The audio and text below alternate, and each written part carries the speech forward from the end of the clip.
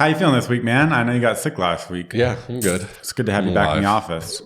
It's good to be back. When you're not here, it's very lonely.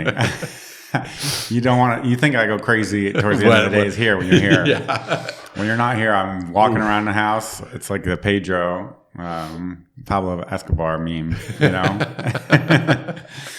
Hello, build UI. Hi. And it's just me. Fourth pod in a row. So we're diving deeper into the bank to find topics to talk about. We thought this week we would talk about what? This is your pod, buddy. We thought it'd be fun to talk about kind of the CMS, like a retro of our CMS conversation. Hey, ask me how many bugs I've killed today. They're UI bugs. Don't worry about them. We're going to retro our CMS decision because that's like we're a month out from that, maybe 6 weeks or something. Yeah, something like that. Yeah. And just want to reflect on what we like about it, what we don't like about it.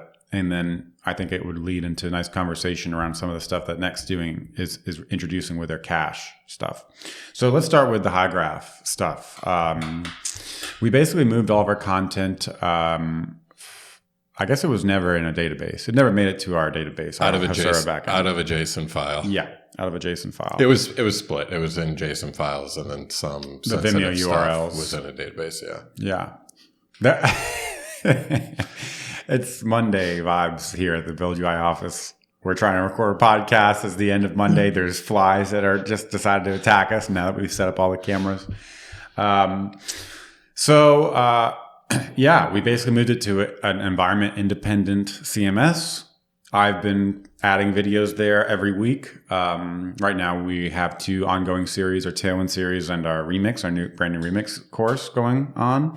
And from my end, it's been fine. There's some weird stuff with the UIs. I think it's interesting to compare it to EmberMap, where we built our own kind of admin interface. Mm-hmm. There were some nice things about that because we could show exactly what we wanted to show. We could have a little warning message if there was a video without a summary, So that kind of custom UI for a backend, I guess, is something that if you could snap your fingers, you would have. But also the entire admin app that we made for EmberMap was pretty quickly felt like debt in a way that the main app didn't. Mm-hmm. Now, part of that was because we built it as a separate app. And so it was hard. It drifted if we had updated Ember in the main app and we didn't do it in admin, that was more work. And so that was a bummer. But that's kind of the trade-off, right? Using something like Hygraph, it's nice. I can do what I need to do in it. It's easy enough. And we don't have anything to maintain there. So that's pretty cool. That's been pretty cool. Also, having the singleton data source has been nice because if I'm working on the homepage, I can see the Build UI library. That's great. I wouldn't want to give that up. The environment independent data. Yeah, I think that's huge. That's awesome. Mm-hmm.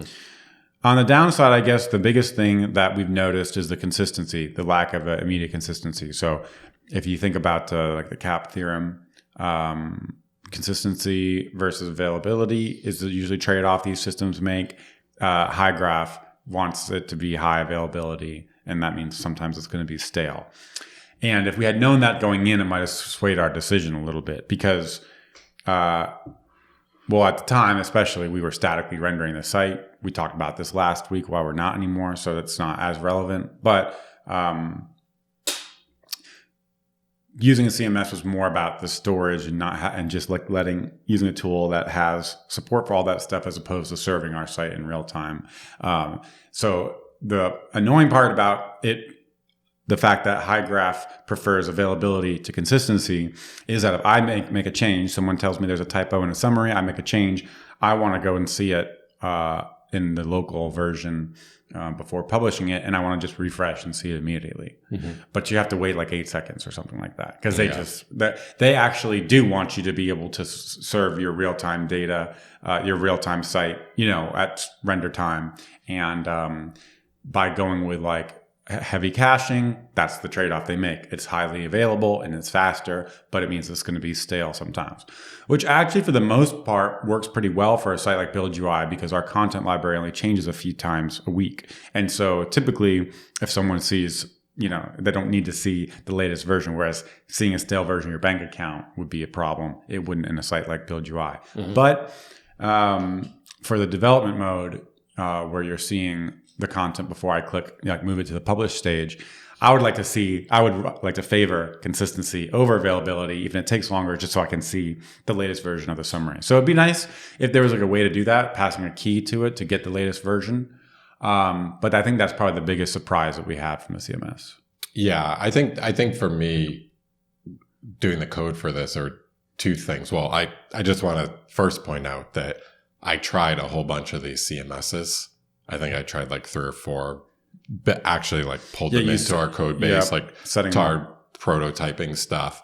And it's just amazing that you can actually use them in prototypes and then you still learn stuff 6 weeks later. There's nothing, no matter how much research you do, no matter how much, there's just nothing that replaces using the real thing in prod. Right. That just needs to be called out because it's just, you think you can just, I'll just build some prototypes, and it never works out that way. Interesting. So, like if you could have told 6 weeks ago, Ryan, you would have just said, just go for it and you'll learn faster just by getting into it kind of thing. Yeah. Well, I mean, this is interesting. I wanted to try out different things. First of all, when like, I'm very skeptical developer. So like everyone says our product is the best CMS, but I need to use it to figure out the API, see if they're going to fit with our system, our workflow. So I still like that. But then again, there's still nothing that's a replacement of actually using the thing for, a month. So, just good to remember. Yeah. And it is unknown unknowns. And it's also the kind of thing that's like, it's a two-way door. It's not a one-way door. We can change it very, very easily. Yep. I think the reasons we chose Hygraph were, I think GraphQL was really important to us. So like that kind of just separated basically a whole bunch of CMSs. They also had I think they had like the best UI. I think they have a really good UI. Like there's a lot of detail. Definitely. That's the kind of thing that, we just talked about this when we were doing something, the kind of thing that would never make it into like our own admin. Like you say what you want about building your own kind of admin UI to be able to upload videos and all this stuff. Would you ever be able to like query the thumbnail version with GraphQL types? Yeah. We did this cool thing actually where I was uploading thumbnails for the videos to Hygraph. And they're like a 6 megabyte file export from Figma. And then Slack told us when we previewed it, it was too big for the URL. So we were like, the OG tag should have a downsized version of it. This was actually pretty cool. And you just happen to know that the image field in the GraphQL schema from Hygraph, which you had stitched together and exposed through Hasura. So we have one way to get both of our users and the CMS data. And we were querying the video on a video page to populate it. And now we could have a separate field that's an OG thumbnail. That's our thumbnail gone through like a resizer. And in this case, it was actually just specifying that, making it a WebP. Yeah, that was enough. Which was enough to get it way down to 200 kilobytes or something. Yep. So that's the kind of thing that's extremely nice to have. Didn't require any code. And came out of the box that we didn't have to worry about. So that's why for us, that decision's good. So anyways, the reason I said that was you were talking about. Just GraphQL is really important for us. And you were happy with Hygraph. And that was an example of something that was good about the UI, all of the fields on it, not just like the image thumbnail one, but like how to make something required and it shows in the UI. It's good on all those dimensions. I think so.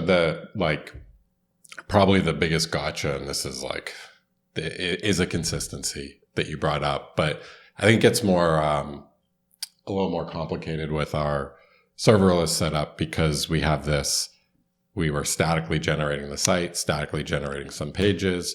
So when you get a change event from a webhook, you want to go off and regenerate those pages, but you can't regenerate those pages because, they're not consistent yet. So if you try to generate those pages, you're going to just get the old version. So like you said, you can just wait about 8 seconds. So why not wrap it in a set timeout that's 8 seconds? Well, we're using serverless. So you no can't wonder do that. you like want to write Rails apps. Throw myself off a bridge. You've Yeah. been hitting every pathological case with this stuff. Yeah. And then when they meet, it's even worse. Yeah. You've got a pathological. It's like two waves that are in sync. Exactly. Yeah. It's the serverless stuff plus the inconsistent. Oh my goodness. So Silly. Yeah. So that's something. And you're like, wait, why? You're like, wait, why can't we regenerate these pages? Why is it getting old data? And then you find the doc that's like, oh yeah, it makes sense. Like it makes sense for CMS to be eventually consistent because you want to propagate that data all over the world so that every data source has quick reads from it. Right. But you have to give something up. Right. And so it makes sense. And if the data doesn't change often, then consistency is okay to give up. Yeah. But in our case, we wanted to read that data as soon as we got a message that it was outdated. So, that created problems. I think to solve that one, maybe it's just not even worth talking about. To solve that one, we went to request response based rendering. So when we get a request, we read from the CMS every time now. That wasn't why we went to it, but that does solve the problem. That does solve the problem. Exactly. When we were statically generating the website, we just statically regenerated these pages every 20 seconds, I think, which is way too low, but it was good. It was fine for, it just worked well for this. The other issue was rate limits. So this one was pretty bad. You could only make 5 requests per second, and you could pay for more requests. I think you could pay for up to like 50, but it was like over $1,000, or maybe it was even a contact us for pricing, which a site like ours that has 8 pages is not anywhere close to that bucket. But we couldn't make more than like 5 requests per second. We were hitting that because during the build, we were iterating through all of the videos. You build every page. You're going to be, so I had to do something where I basically wrote like a throttle around the CMS. So if you're making a CMS, exactly. Yeah. The look on your face. Yeah. If you're making a CMS API call, you basically keep like a log of what you've called. And if there's been anything made, and if there's been more than 5 requests made in the last second, you know that the next request is going to hit the rate limit. So you wait a second before making it. Right. Which for a statically generated website it's actually like it's like detrimental. Like the consistency thing, I think we could find some clever ways to work around, but having to slow down your build because of rate limits was surprised. I was actually really surprised by that. Because that's kind of, from the next perspective, a good fit for the static architecture. The idea that you have your data in a CMS, might be an old CMS. That's kind of one of the reasons that static site generation was like one of the problems was designed to solve.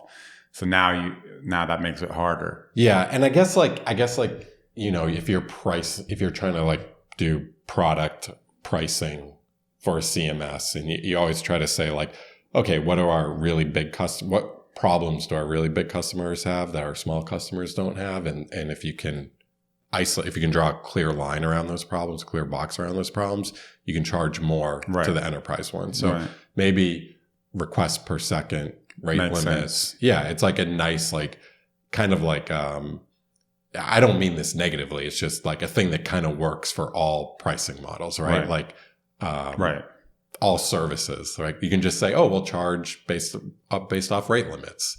Something like just without even thinking about the product should just naturally separate your users. Right. So I can see them just, they're not going to like say like, oh, you can't upload images because you're free, so they need something. So rate limits was a thing. But in the world of statically, that misaligns you with the value, like with the group, the bucket. Of customer you're in. Right. Exactly. In the world of statically generated websites, a really small customer that has 8 pages is going to hit that rate limit. Right. The same as an enterprise customer with 5,000 pages. Right. So, So I think those were the 2 most surprising things. Just good to retro them. But yeah. Interesting. Yeah, I think, moving to request response, even if you cache it, you could do like, if we were talking to Sam and Ryan 2 months ago about this, well, I guess the request response thing and not building ahead of time solves it to begin with. Yeah. But even if you were working on a site that you had performance issues, like we talked about last week, that necessitated or led you to static generation as a way to solve those, you could also build those after the fact. So you could do like the fallback blocking and not eagerly build any of them. I guess that'd be another way to get around it if you wanted to get around that issue. If someone was having this problem, right? You basically don't do you basically have get static paths as empty. I know, non-starter for me. I know we have like, what do we have? We have like 12 videos. I know the 12 video pages. Yeah. I want to build them. Like if you told me I can't build those, that's a non-starter for me. Mm-hmm. If we had thousands, like 3,000 video pages, we could say, okay, we're only going to build the top 10. Yeah, top 100, top 10, something like that. Right. And basically like the head of... Right. But we won't build the long above the tail. Fold. Yeah, almost, above the fold. Really like, yeah. That I'd be okay with because you're basically slowing down the build for a page that someone might never access. Right. But for GitHub kind of thing. Yeah, exactly. Yeah. But for a site like ours, I would want to be able to build every page. Yep.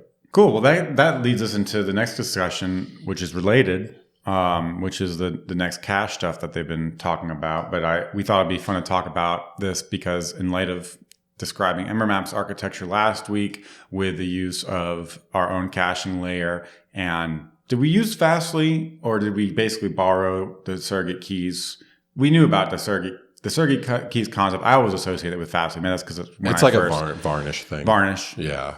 I thought there was a point we used Fastly. I think I tried it. I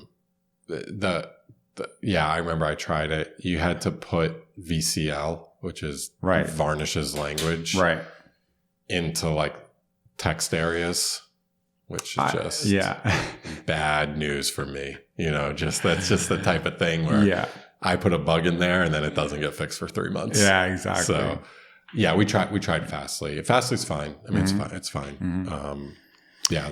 Cool. So Next Cache is talking. Is it in beta in 13.2, something like that? Yeah. It's like a minor release that came out with it. It's a new way to have cache entries that are at the page level or the fetch level. Is it just the fetch level? It's fetch. Yeah. Well, fetch level, you can do it at the page level and you can do it at the layout level. Right.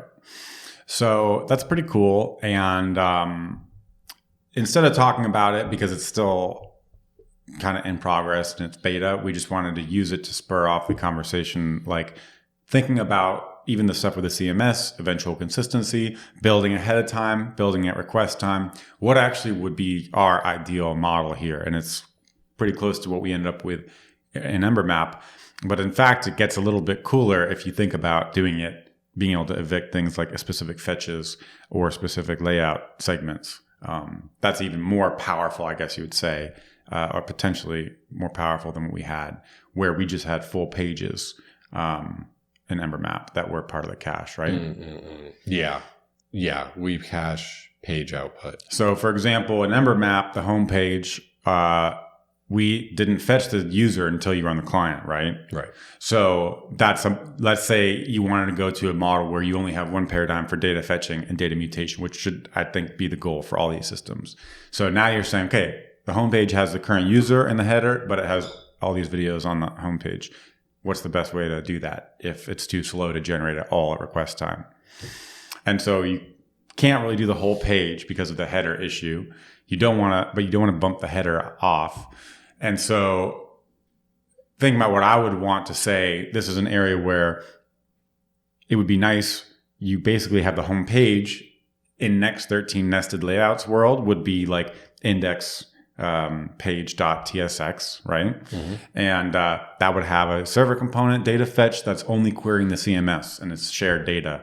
And the only time that homepage query would change would be if there's something new published to the site, which you would know. So you would ideally want to cache that fetch, let's say forever. If you had a programmatic way to evict it, it's going to be the same for every user, right? The front end logic will be different because the front end is going to know whether the current user is authenticated or not. They're going to know about that from like the header or whatever. But in terms of like the page layout, I guess they would need to know whether the user has a subscription. That's kind of what we talked about last week, right? Yeah, you would. Well, I guess we should back. Like, I was trying to build up to having the header have like the user specific thing that is not cached because it is, needs to be fetched at request time when the page is rendered. But then the data from the CMS can be cached. And that's kind of like if you could do that in an easy way, and then you could also set up something that can programmatically evict the CMS data when our backend data changes. That's kind of like that would be a cool way to do it. Yeah, I think so. Just you want to cache stuff. So we have like you generate a static site, which is kind of like what we've talked about before. We talked about last week. It's a nice example you gave.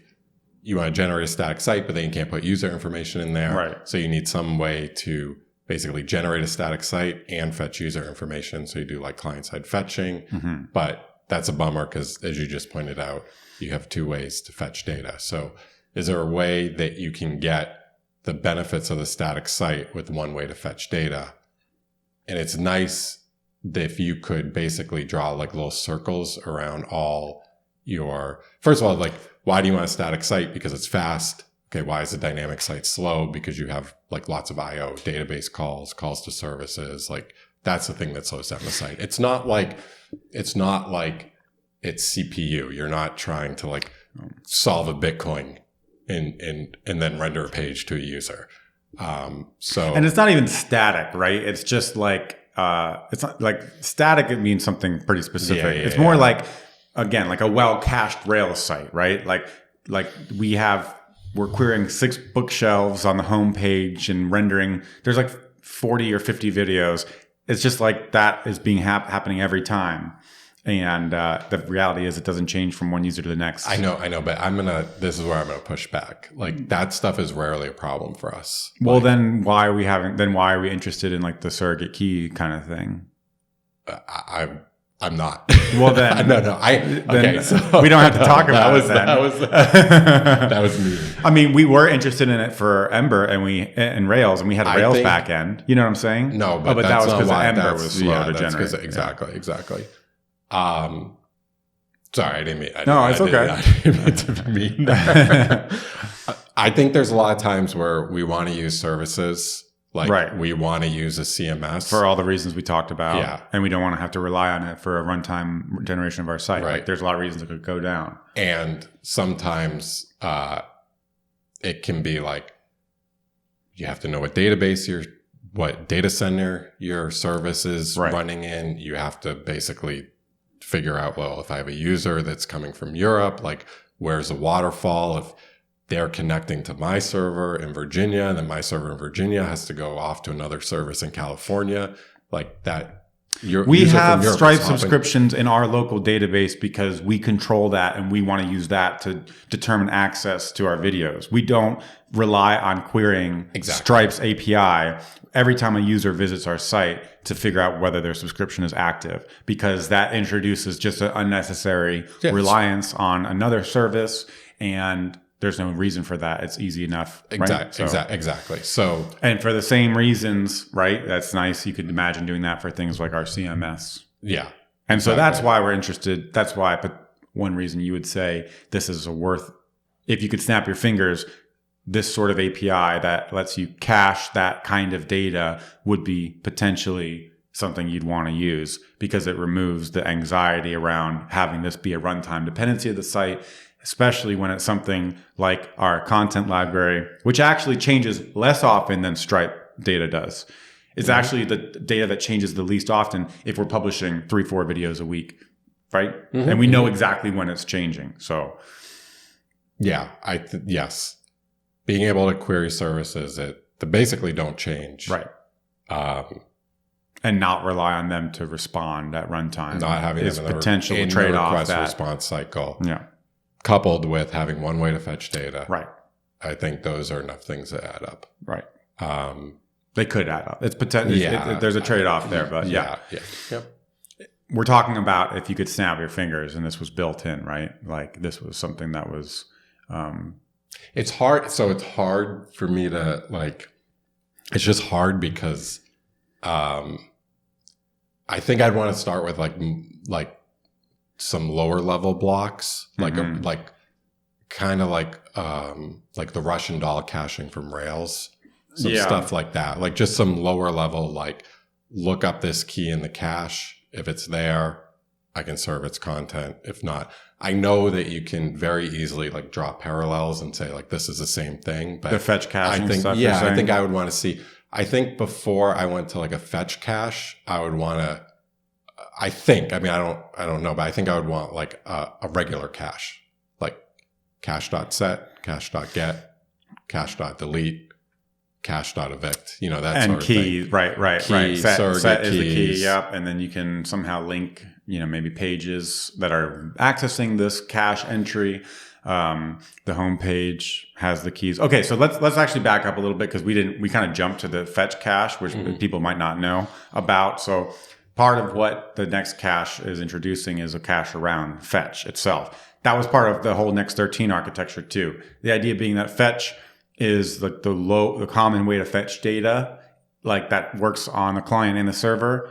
And so if everyone's using fetch, then it's like a common denominator that can be shared. I guess that was the idea. Yeah. And that's kind of where that's a part of the distaste, which is like a plain cache would be nicer in the sense that it would work if people don't use fetch, which if you're connecting to like a SQLite database, you're not using fetch to do that.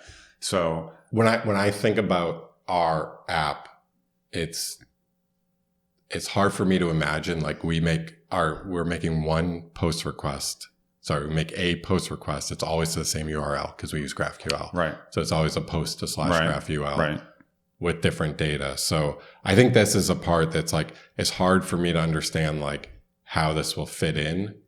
And it gets, when we talk about it abstractly, like I need to like see. Yeah, that's fine. So, but we don't. So anyways, that's part of what Next Cache is introducing, and that's what the Next team is working on. But we wanted to use it to spur a conversation about what we want. Okay. And so that ability to, at the individual fetch call, that's what they're talking about, caching and being able to revalidate in a similar way that you can do that with pages in Next today. So you can like revalidate after time limit, or maybe there'll be a programmatic way to revalidate it. What you're talking about and kind of what we had with Ember Map and what we would like if we could snap our fingers is this concept of surrogate keys, caching and with keys and surrogate keys that attach cache entries to pages. So the idea is, if you look at the homepage for Build UI, you see the videos, you see the current user. The current user, you could literally look at the component tree of the whole thing. And the header is part of a tree that comes down, and then the main section is another part of the tree, right? It's all a single component tree all the way down. But you could break this up into subtrees, and the header would be one subtree, and the main area would be another subtree. And you can imagine the main area is literally shared across everybody. So Rails has this idea of Russian doll caching, where you can wrap effectively what is a subtree of the component overall tree in something that says cache this for a given set of keys, of cache keys.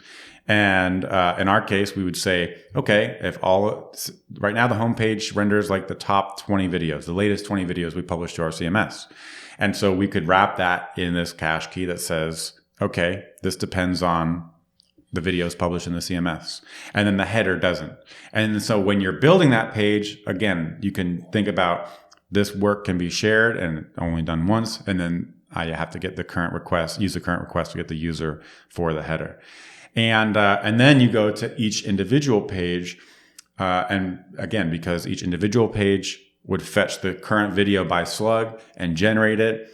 In the Rails style, you could do the Russian doll caching where everything related to that video has that key, video :1. And again, if you've never seen like a cache key before, it's literally just like a string. It's usually an identifier, like model name : ID.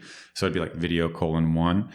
And And then in the event that changes, again, in a system like Rails automatically takes care of this, we need to rebuild that on the next request now that that has changed. And you can just imagine using like the last updated at value for the cache key. And that's how the system would know to revalidate it. So this is what systems like Rails do. This is what systems like Fastly do.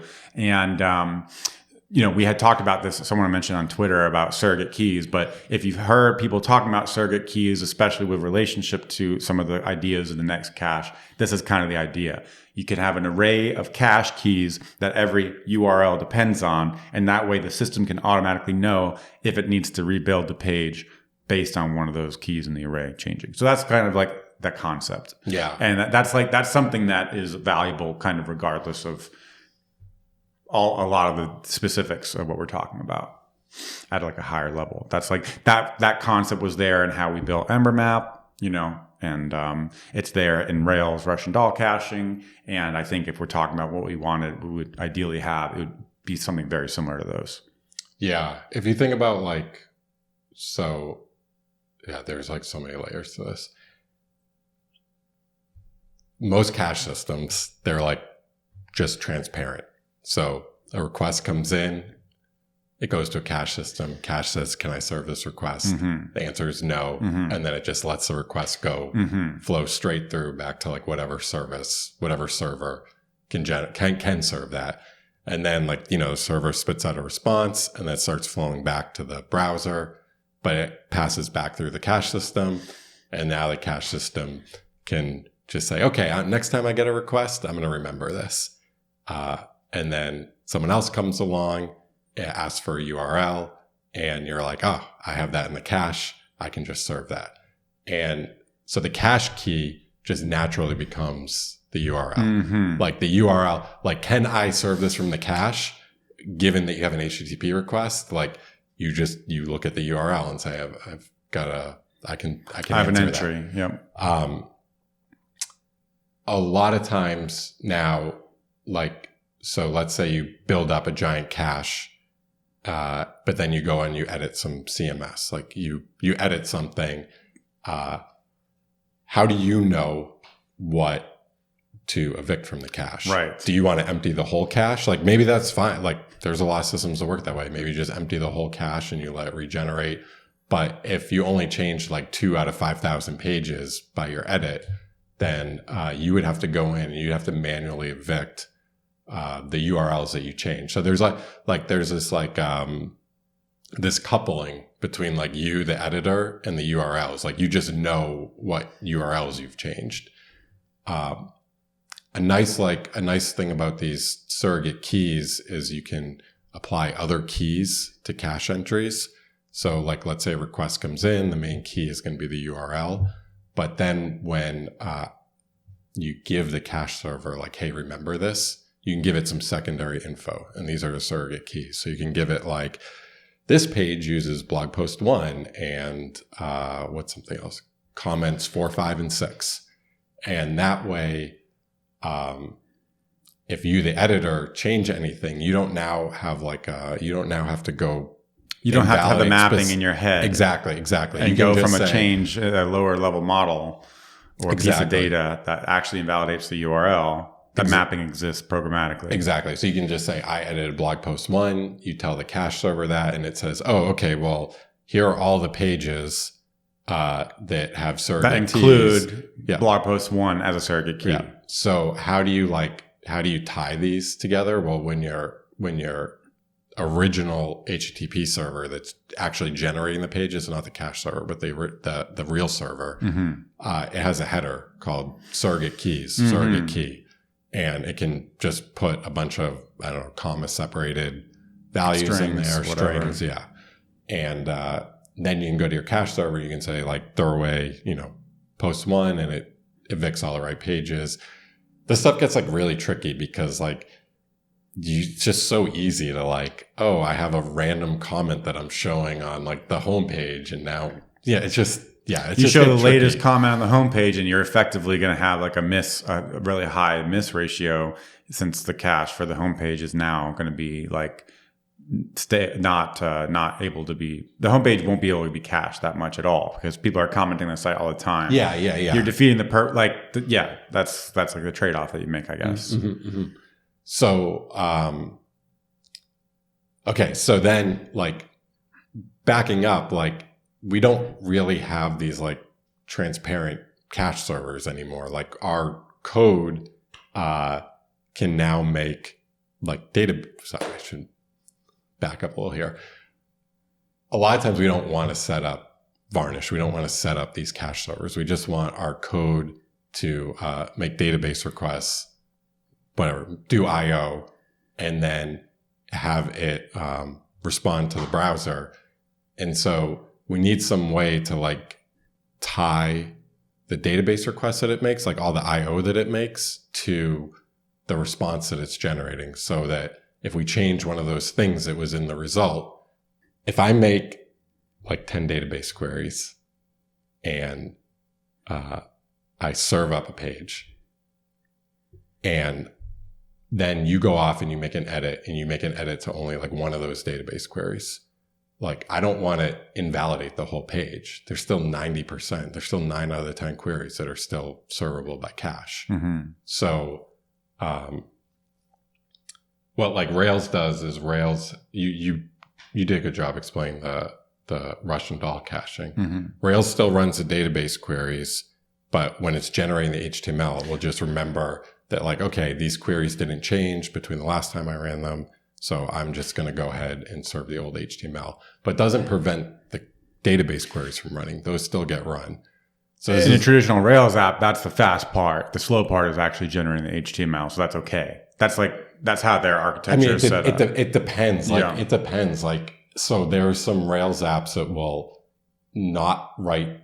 They'll execute the database queries, some of the database queries in like the HTML in the view template, because they can use that's a cheap way to avoid doing it. If the cache key around at the root of the wrapping hasn't changed, then they won't do that. But you're really like, it forces you to do this thing where like you're doing fast query outside the cache, slow query inside. But that's probably not how it's intended to be used. Well, also too, like the thing. That's interesting. I didn't know that. The thing inside could change, but the thing outside couldn't change. So you kind of like, if programmer error, you're saying, or like, just like I have slow query that fetches data from slow service inside the Russian doll. Presumably the programmer who wrapped the slow chunk in the fast chunk and used the fast part as the cache key was saying, if there's never going to be a case where the inner part changes and the outer one doesn't.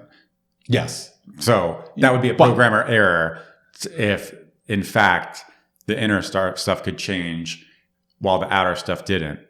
It could, probably like, but it could also be like just the inner stuff does change because there's something that's different about those two queries, right? Like the fast query is fast. Right. Because it's presumably fetching less than the slow query. Yeah.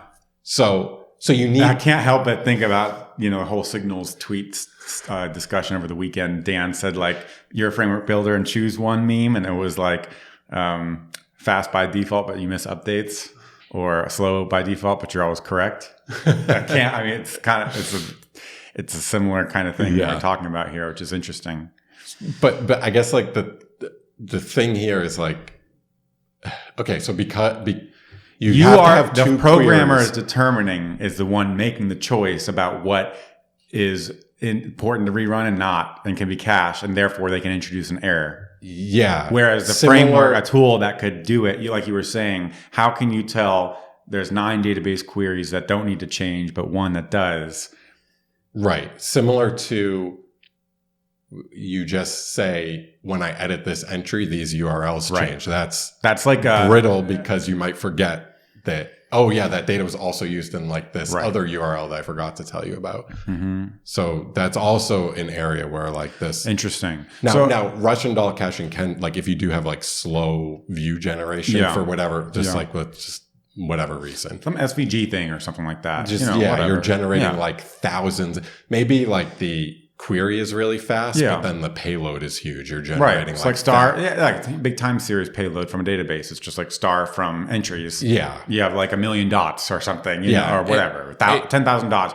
that's fine. It's going to be instant from the database, and then you try to each over them and build up a huge SVG. Like I've seen people in data viz do that kind of thing before.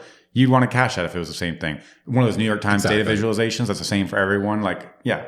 But it doesn't, it's still like, yes, exactly. Yeah. But you still like, there's just still a weird thing that like it's cached, but I'm just caching like the final output of the page. I'm not caching the execution of the query. I'm and still are you having to saying run the that query you every time? Yeah. Okay. And when you're and then just bringing this back to like when you're dealing with services, like for us, it's not the generation of the page; it's actually the query execution that's slow. Right. So that's we need to eliminate the I/O. Yeah.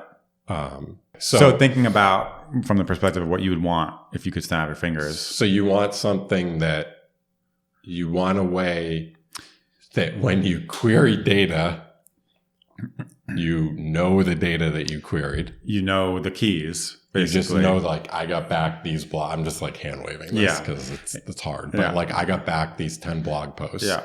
And then you want a way when any one of those 10 is changed, you want a way to evict that entry. Any query that read from any of those 10.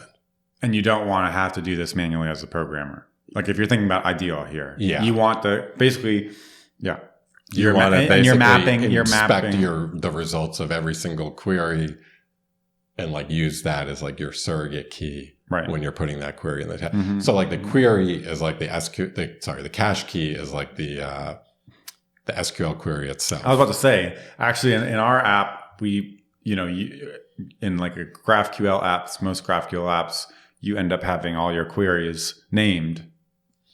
We have them in the same files as our components and pages because we like that. Some people put them in separate files, but conceptually, you can scan an app like ours and see all of the queries that we make. Mm-hmm. And that would be the cache key or the surrogate key. That would be the cache key. That would be the cache key, and the results would be the surrogate key. Right. And you could definitely imagine a system that can look at a GraphQL query and tell you if it's changed by coming up with the updated apps for these things, right? So so you could have a system like this automatically done for you, and you would have none of the vectors of programmer error where we're deciding, okay, what does it mean for this query on the home page? I can know what it means to change it. That's an interesting question. You could also start out like even more. You wouldn't even have to look at the fields. You could basically do something like what Urkel does, the GraphQL query library, which has type name and ID pairs for every model that ends up hitting in the database. So you could construct a surrogate key from that effectively. Yeah. So now I can say these two GraphQL queries are used to build the homepage, the URL / or whatever, and / and okay, now let's look at each of those. We get the type names, and now we have a set of surrogate keys that are used that if they ever change, we can evict the entry for the /. So that's kind of like, it's an interesting question if this sort of caching system you just described can just be put into any app. Right.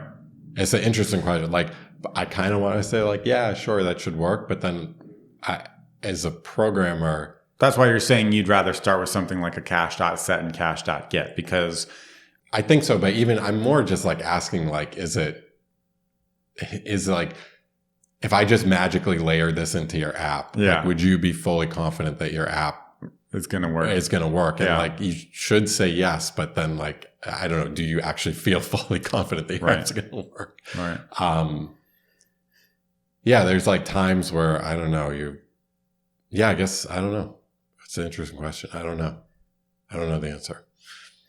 But anyways, just to kind of wrap up this conversation, like if you're thinking, I think we're just kind of thinking about this kind of out loud as these conversations are happening around the next cache on Twitter, and other people are talking about different performance related things, and we're going through this like static back to runtime thing. So a lot of this is on our mind. It's like not super well formed, but it's like relevant, I guess. And when using services, it's relevant. Are you basically saying at this point, like whereas a kind of a dumb cache uses URLs, and then you can have this URL to surrogate key mapping that you can use to evict things when things change, versus instead of like chunks of rendering, because rendering what's slow, you have a service call, which is slow, and that's what you want to cache. Is that kind of like based on where you're at right now? That's like what you'd be more interested in, or actually is the rendering, like you could imagine rendering everything from starting with the main tag down on the home page. Who cares what services it hits if we can just actually say keep that HTML? No, the services are the slow part. But what if you could keep the HTML, I guess? But the generating, once you have like your GraphQL response, turning that into HTML, at least in our app is fast. It's fast. Like that's not sure. It's the service calls that are slow. And then also too, but here, we want to do more service calls. Like, we want to right. You don't want to be limited by like, you can't add this service because we're already talking to 3 other ones. But if you wrap the output, then isn't it the same? I mean, no, because if you still have to make the service calls to determine if the output's the same, you still have to make the service calls. Wait, hold on. You cache.set homepage, you get all the I guess it doesn't matter at that point because you're covering. What I'm saying is if you basically cache the JSX return value from the page component, then you are covering the call to the service, and you don't. It wouldn't. But then.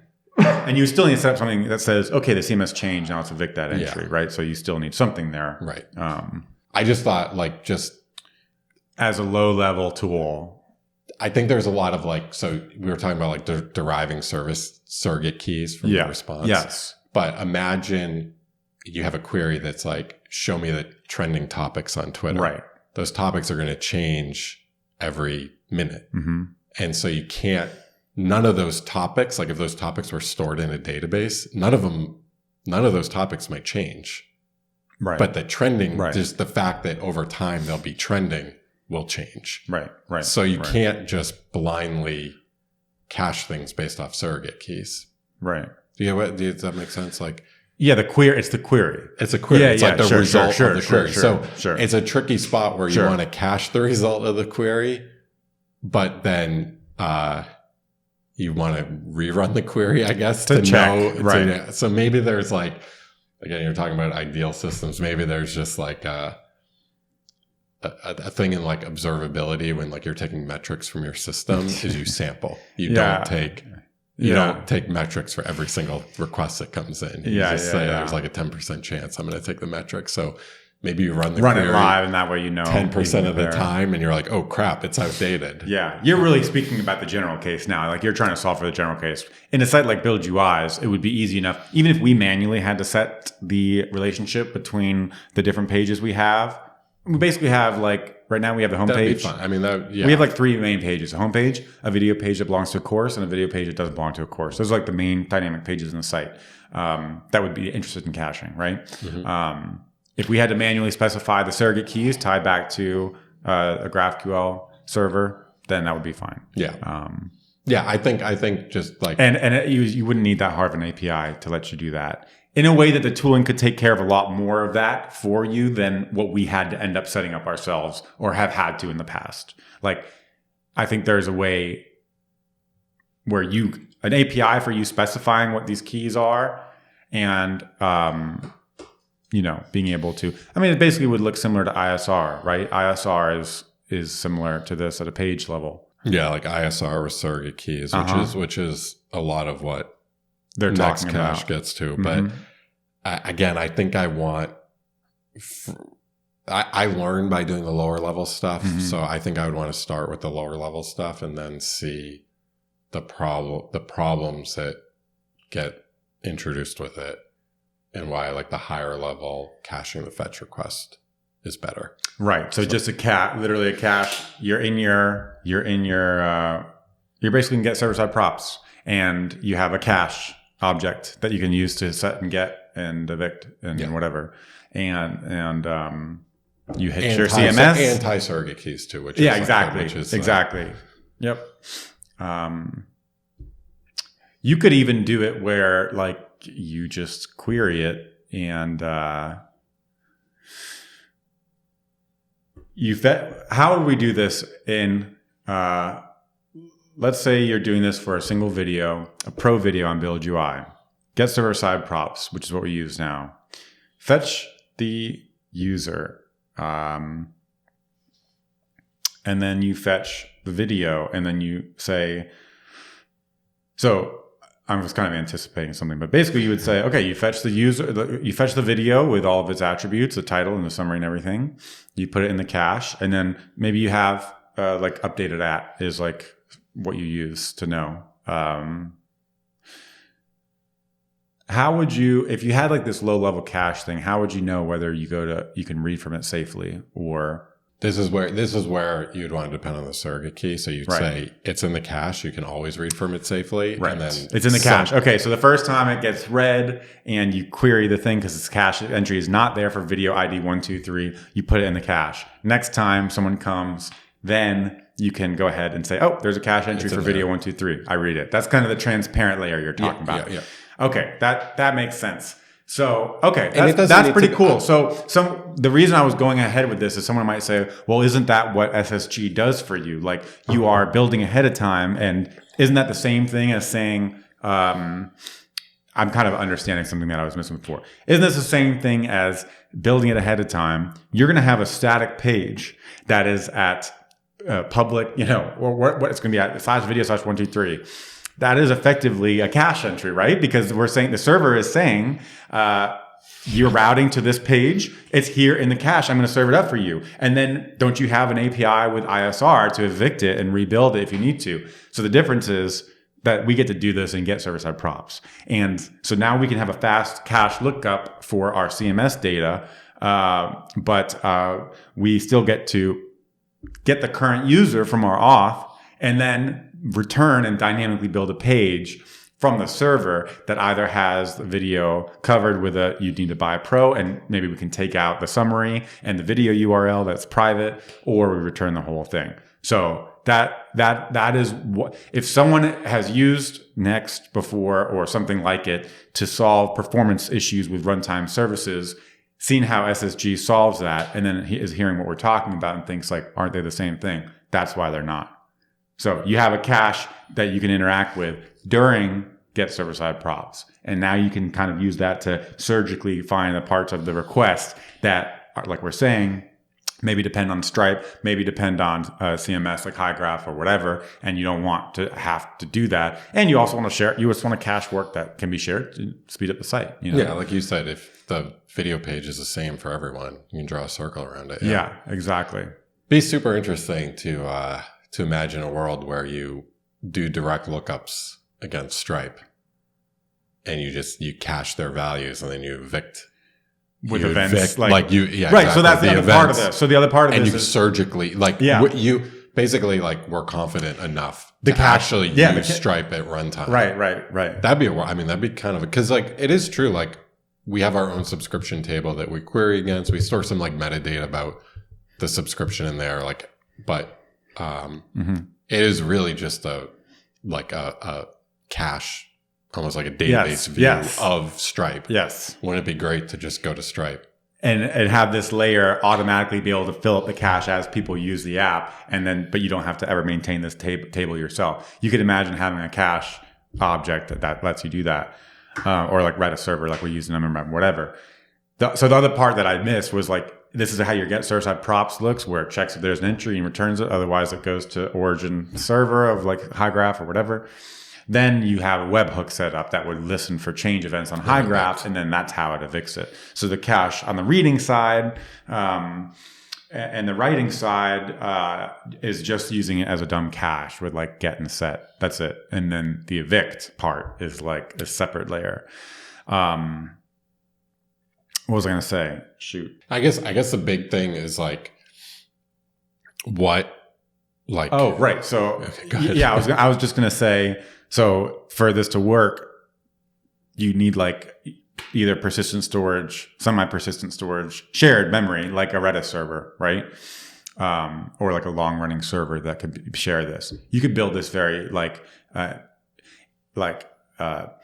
the dumb way to do this would be if you had this server running, you're how can I share this cache, right? You need some shared memory there. Yeah, that's fast and local. That's the whole point. So Redis could be used for that sort of thing. so that your webhooks and your requests can all go to the same thing. So that's like the last part of this. If you're thinking about how you're going to build this, or how a tool like a framework could give you an object that would do this, you would say you couldn't just take it and, like, for example, put it on like a serverless thing. You would need some durable storage for this to live. If the framework were to provide you this kind of lower level cache interface that you're talking about, you would need some extra shared storage, durable storage that can be shared. So anyways, what were you going to say? I think when you're like, the big thing for me, it's happy we're exploring this, but like, what is the lowest level you can get? Because when you talk about durable storage, Redis server, that's too low level, I think. Like, that's too low. Maybe, but then you realize, like, the SSG stuff is all designed to solve this problem, and ISR is too. But based on our entire conversation last week, it's too high level, because having a single static page for a site that can exist in two states actually is enough of an impedance mismatch, introduces enough friction to the development process that we don't like that, right? So that's like this over abstracted in a sense. And now it's like, how far down can we come down? Right. We don't actually want to end up with HTML files for URLs. Turns out that's not what we want, because with dynamic stuff, given that we want the constraint of a single way to do data fetching, and we don't want to introduce dynamic data fetching on the client, a single HTML file for a URL is actually not what we want, right? So then you say, well, the Redis store is like very low level. And then this caching layer is like somewhere in between, right? What they're right. Yeah, exactly. So, and then you think about the Rails, which is like these like chunks of template, and then you think about like database query, whatever, right? So that's like the continuum. There's like these different areas where you could inject a cache and solve these issues that would let you have benefits of services like Stripe and Hygraph without having to architect like anything else. When I say like Redis is too low level, I meant like, it's fine if Redis is actually what the implementation is using to store. But if I'm in get server side props and I'm saying, okay, let's connect to Redis. I don't know. Does it have this key? Right. That feels like too low level. Maybe. I want an API that's like cache.get key. And then if that thing hides the Redis, right, that's totally fine. But so there's different levels here. So like, one level could be I'm me, the programmer, I'm connecting to Redis and doing query lookups. And get server side props. Right. Another level could be like, my build tool just outputs the HTML. Another idea could be like this next cache, where the outbound fetch requests just kind of act as a transparent proxy that starts writing data. And then another level could be components. Yeah.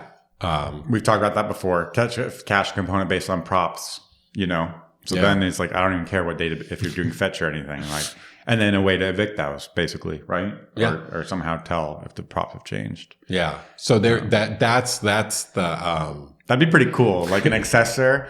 I'm thinking about like the identity function from D3. When you buy in D3, when you like fetch, like you have a time series and you're like each data, there's an identity function you use, which is basically to key each element so you can tell whether it's just like frame of motion, updated, exit, or enter, or whatever. So if you pass props to like your page components, or basically your components in React, you could have an accessor function that's like a way to specify identity. And then if that thing changes, now you have a programmatic way, okay, evict any cache entry with this identity. And then now you're just caching components. JSX. It's like, it's kind of interesting. With like server components being able to fetch their own data. Yeah. And then maybe building like cache on top of this.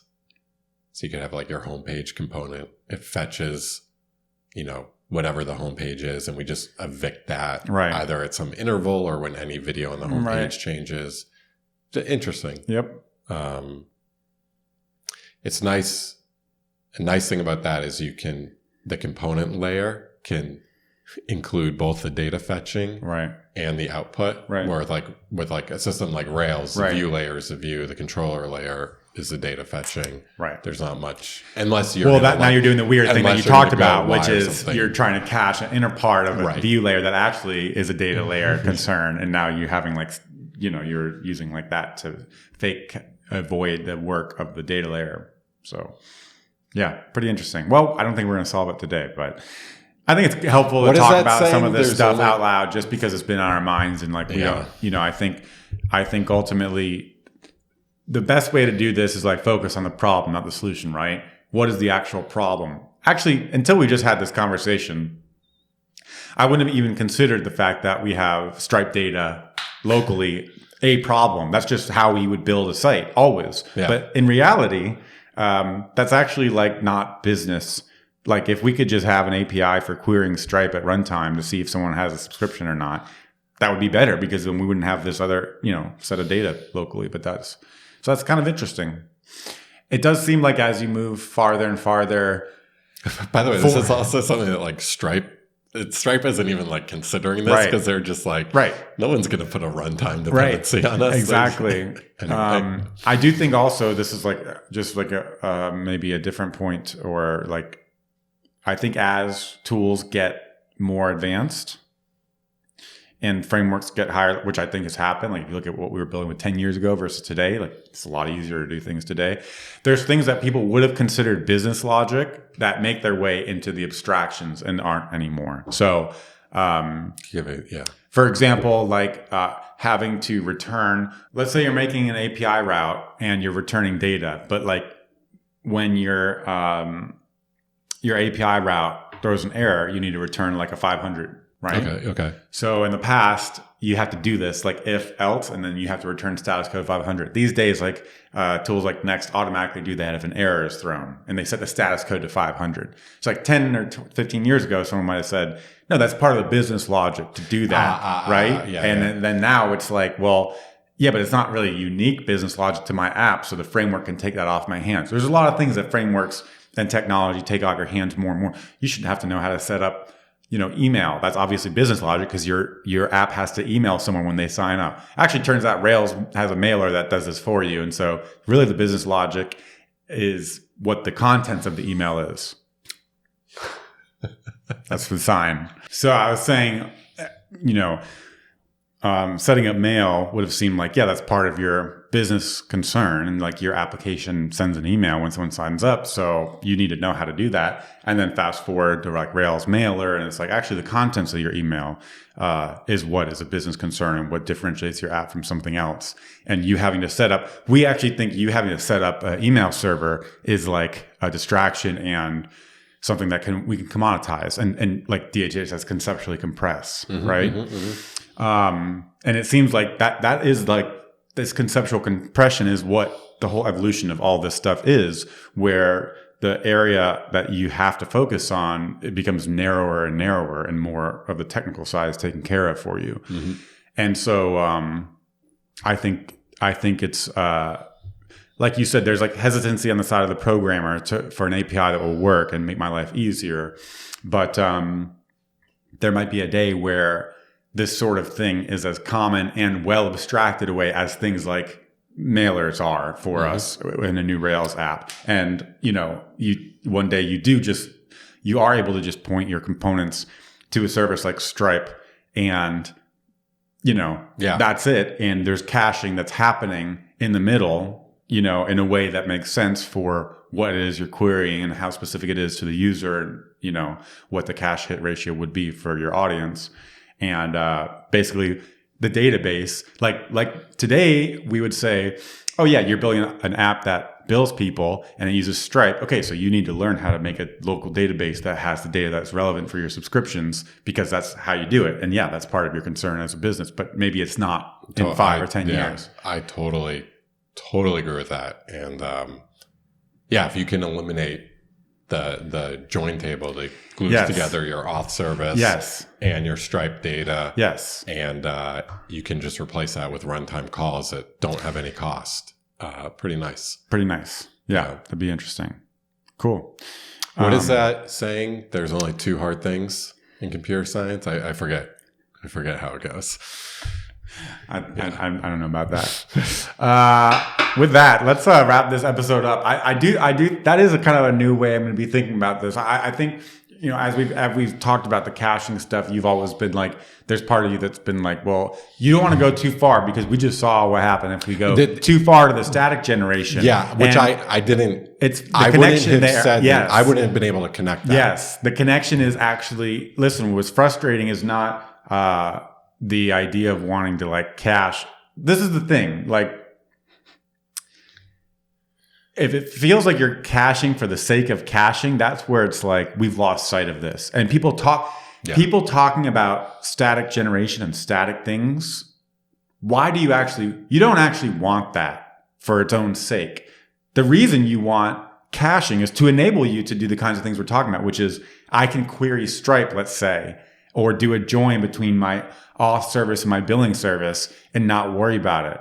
Maybe caching and static is part of what makes that possible, but I actually don't care about that. Actually, from my perspective, I want it to be more dynamic and I want it to execute the query at the time that the request is made conceptually. So that's kind of an interesting way. I think that would be one way to make this stuff connect better with the app developers, and that's what they care about.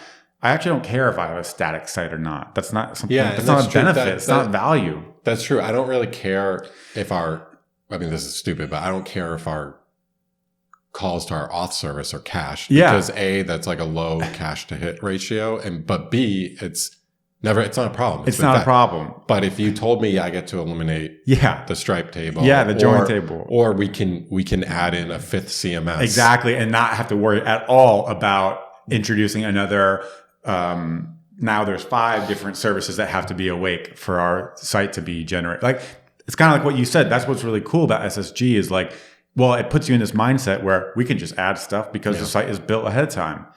So what if the tool could do that without giving up the request response cycle, which is obviously something you shouldn't really be asked to give up ever, honestly, in our opinion, right?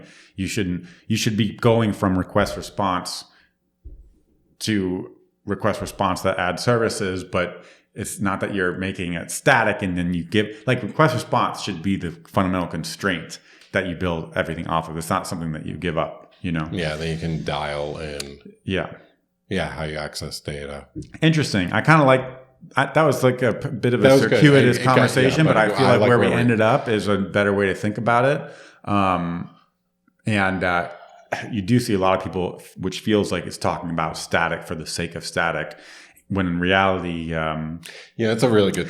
You're right. It doesn't actually matter. We just need to ask, like, what does this let us do? Yes, because I'm always going to want that lower level thing to better understand the tech, but maybe it's not. But if you just said this gets rid of that Stripe table, I would say here's my credit card.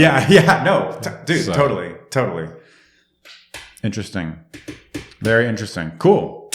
Problems we really have. Stripe join table. What happens to our site if Hygraph goes down? What happens to our site if Hasura goes down? Those are actually the kinds of things that keep us up. Yeah. Also, I just like using more service. Like if a service comes along, having to think about that in the request. I don't want to ever have to think about that in the request response chain. So. Pretty interesting. All right, let's wrap it. Done. Monday night, 5:30. Ready for a good week. We're gonna have some remix content. We just started a remix course on the site, my first remix app. So if you're looking to build a nice request response React JavaScript website, it's actually going to be a work journal app, which is similar to what's on my site. I used to use it. Maybe I'll start using it again. It's actually pretty fun, but it's going to be database-backed website with authentication. It's going to be a work journal that you can make and track things and create, read, and update and delete. We're going to use actions and loaders and fetchers and have some animation in there. So you're going to learn the essentials of Remix there. So if you are interested in some content that we have that's going up on Build UI, we already have the first video out. Second video is going to go out this week. We also have a Tailwind series course that we're right in the middle of. So lots of good stuff coming there. And I think that's about it for us this week. But thank you for listening, and we'll see you next week. See ya. Bye.